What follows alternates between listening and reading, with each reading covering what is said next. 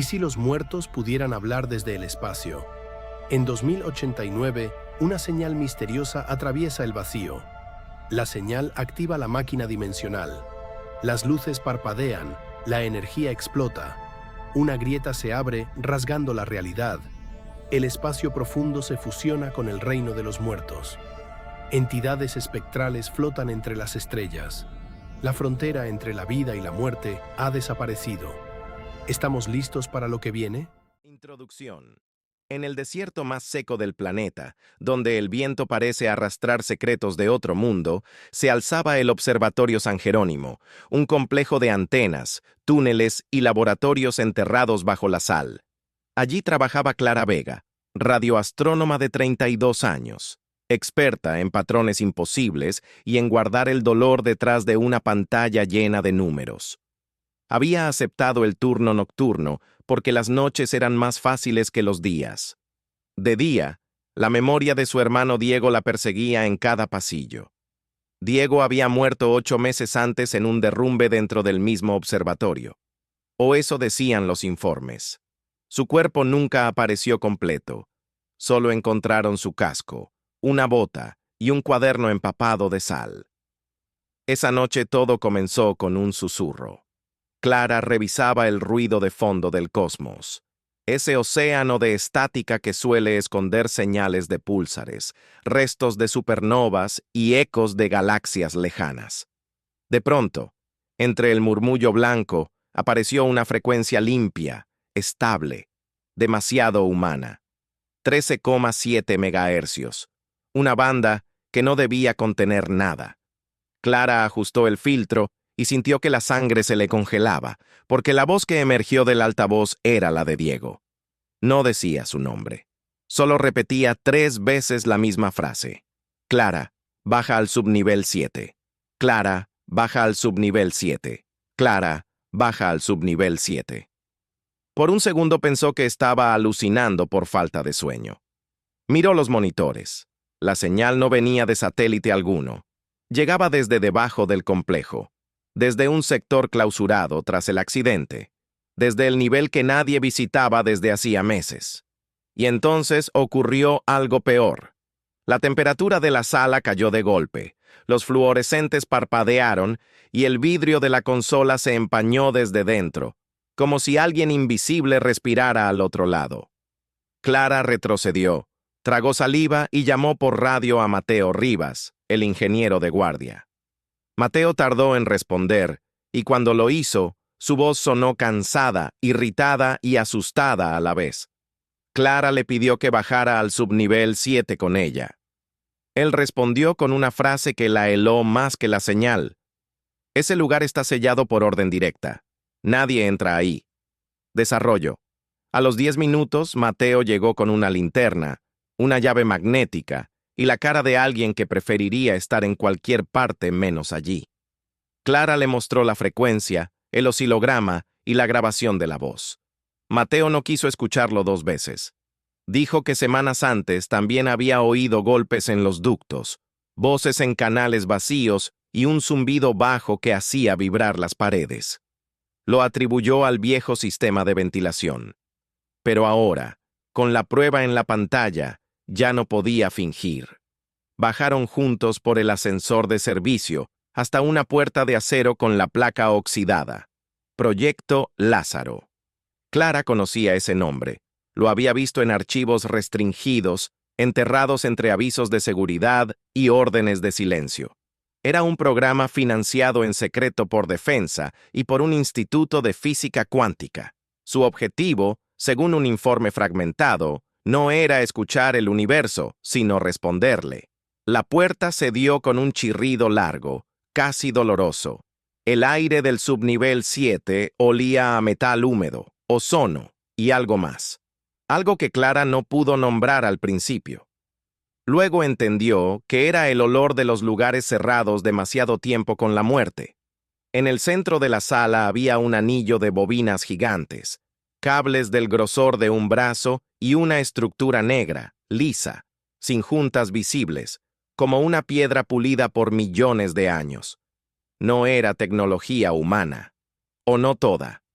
Un archivo en la pared, iluminado por una lámpara de emergencia, decía que el objeto había sido extraído de una cavidad bajo la salina y que mostraba propiedades no compatibles con ninguna aleación conocida. Cuando el proyecto lo activó por primera vez, el equipo reportó escuchar la voz de familiares fallecidos.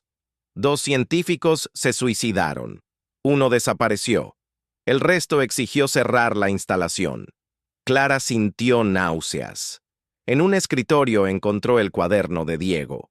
Páginas arrancadas, fórmulas, anotaciones febriles y una frase repetida una y otra vez. No responde al espacio, responde al duelo. Debajo había un dibujo del subnivel, una flecha hacia la cámara central y una advertencia final escrita con letra temblorosa. Si te habla con la voz de alguien que amas, no contestes. No le des permiso. Antes de que pudiera decir algo, el intercomunicador estalló con un golpe de estática. Una voz infantil llenó la sala, luego la de una mujer, después la de un anciano. Todas decían su nombre. El eco recorría los conductos como si la instalación estuviera viva y respirara a través de ellos. Mateo retrocedió, levantando la linterna hacia el techo.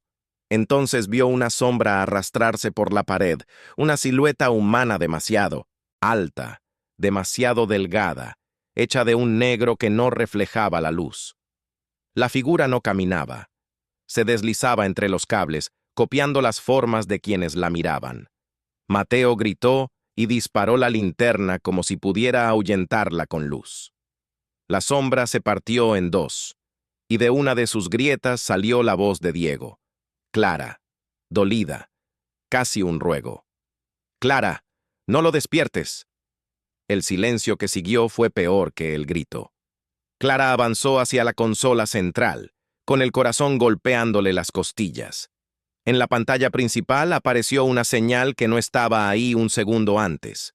Un pulso, como un latido, sincronizado con las estaciones de la sala. Cada vez que sonaba, las luces parpadeaban y el aire se llenaba de imágenes fugaces. Un pasillo inundado de agua, un niño sin rostro, una habitación donde alguien lloraba detrás de una puerta cerrada. Mateo empezó a sangrar por la nariz. Dijo que escuchaba a su hija llamándolo desde el piso superior, aunque su hija había muerto 2 años antes. Clara comprendió entonces la verdadera naturaleza del proyecto Lázaro. No captaba transmisiones del cosmos, sino huellas de conciencia, ecos de memoria dispersos en alguna frontera entre materia, tiempo y algo que nadie había sabido medir. No eran fantasmas en el sentido clásico, eran residuos, impresiones, hambre de presencia. Y algo más se había colado entre esas impresiones, algo que aprendió a imitar la forma de las pérdidas humanas, algo que se alimentaba de la respuesta emocional de quienes escuchaban. Cuanto más fuerte era el dolor, más clara se volvía la voz. Cuanto más amabas a quien creías oír, más profundo abrías la puerta. Clara sintió un golpe de terror real cuando, a pocos metros, vio a Diego. No una visión borrosa, sino una figura sólida, con el uniforme de trabajo manchado de sal, el rostro pálido y los ojos hundidos, exactamente como ella lo recordaba después del accidente. Su hermano la miró con una tristeza insoportable y dijo: «No vine solo. No me trajeron. Me siguieron». Clara dio un paso hacia él. Quiso tocarle la cara, comprobar si era carne o recuerdo, pero Diego levantó la mano con una desesperación casi violenta.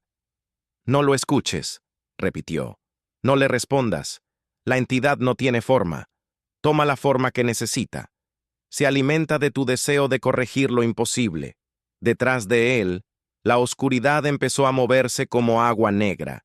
Una boca sin rostro se abrió en el aire, formada por decenas de voces superpuestas.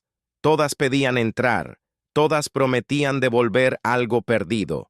Entonces Diego, o la imagen de Diego, comenzó a desvanecerse desde los bordes, como si lo arrastraran hacia atrás por una corriente invisible. Antes de desaparecer por completo, dejó caer la frase que cambiaría todo.